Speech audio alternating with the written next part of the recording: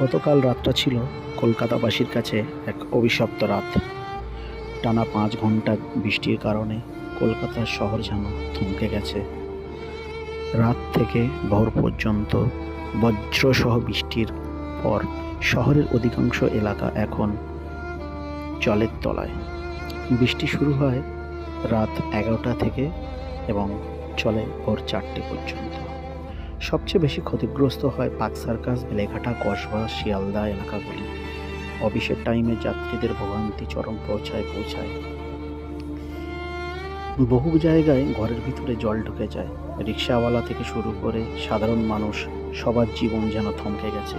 সবাই একই কথা বলছে, এমন বৃষ্টি কোনোদিন দেখিনি। বন্ধুরা, একবার ভাবুন, আর কয়েকদিন পর বাঙালির শ্রেষ্ঠ উৎসব দুর্গা উৎসব। যদি কলকাতার এই অবস্থা হয়, তাহলে সেই দুর্গা উৎসবটা কীভাবে হবে?